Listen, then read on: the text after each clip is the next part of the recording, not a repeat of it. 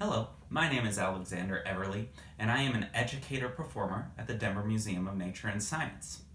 I don't know about you, but lately I've kind of had trouble falling asleep at the time that I probably should.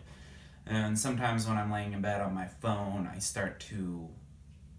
my mind starts to wander, and it wanders all over the globe. And I think about all of the different places on our planet, and I ask questions. And those questions lead to more questions, so then I look up the answers. And I found out that some of my friends at the museum also do this. So I gave them a challenge. I gave them all a random place, and I asked them to wonder with me. And I'd like you to do this too. I like to do it with a globe. I just toss it up and see where my finger lands. But you can also do it with a map or something on the internet. So let's see, I got Kazakhstan. So I am going to look up some things about Kazakhstan while my friends tell you what they wonder. Chelsea here, educator performer with the Denver Museum of Nature and Science, and I landed on the country of Nepal. I was really excited to learn about Nepal because my friend Bajesh is from there. It's really cool to have friends from different countries because they can teach you so much about where they're from. Bajesh told me that the Himalayan mountains are still getting taller. I was really curious about this, and it turns out that India, about 80 million years ago, which is the age of the T-Rex and the Ankylosaurus, India used to be an island that was floating in the Indian Ocean, and it was slowly moving towards the continent of Eurasia and towards Nepal. It was moving so slow, about 30 feet every 100 years. That's like the height of two giraffes stacked on top of each other over the course of a whole 100 years. Until finally it crashed into Nepal. And when it crashed into Nepal, that was about 40 to 50 million years ago. So it was about the time when monkeys started showing up in South America. And when it crashed, the two continents smushed together, and that's what formed the Himalayan mountains. Today, the Himalayan mountains are still crashing and getting taller at a rate of about 2.4 inches every single year. Nepal is now home to 8 out of the 10 highest peaks in the entire world. And every time somebody climbs Mount Everest in the Himalayan mountains, they set a new world record for having climbed the highest mountain in the world. Hey there. The country that I got was Malawi. So let's take a look.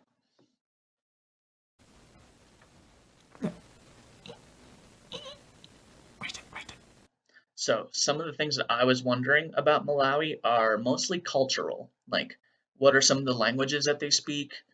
What are some of the holidays that they observe? One thing I also want to talk about, very important for their arts heritage, they have a site called Changani Rock.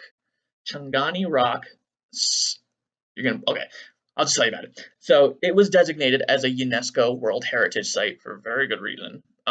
Basically, the Chewa peoples, their ancestors, hunter-gatherer ancestors, had a collection of rock art, basically cave paintings, kind of stuff like that. Basically, it could be traced back to 6th century BCE, but it was continued all the way through to the 20th century CE by the Chewa people. So it's like their ancestors did it, but then it just didn't stop there. Then it continued, which is, oh my God, the coolest thing ever to me.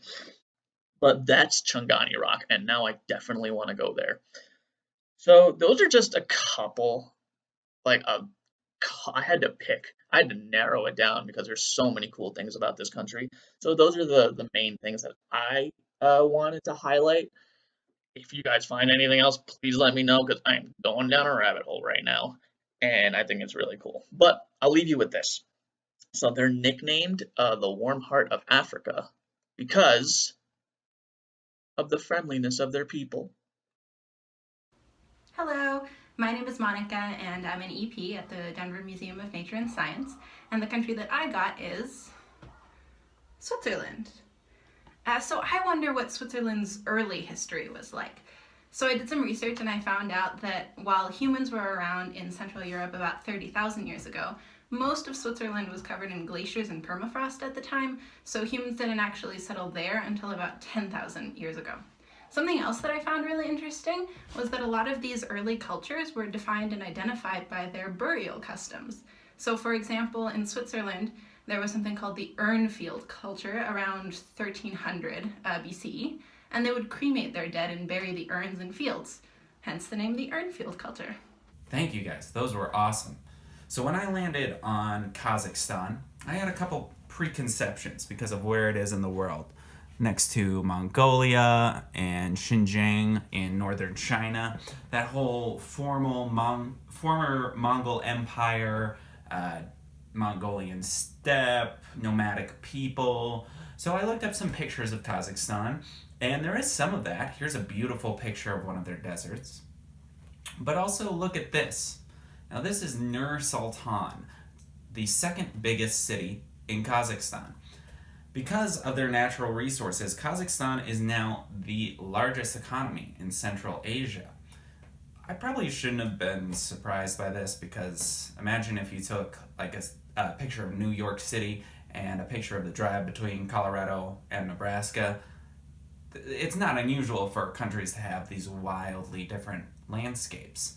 But that's what I really love about studying this stuff. It reminds me what makes us all unique and helps me understand what we have in common, which is usually more.